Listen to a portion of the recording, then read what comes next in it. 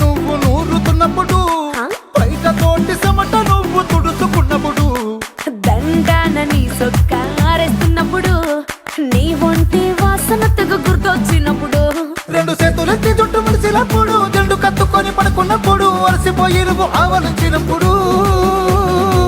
వచ్చుండై feelings వచ్చి వచ్చి చంపేస్తుండై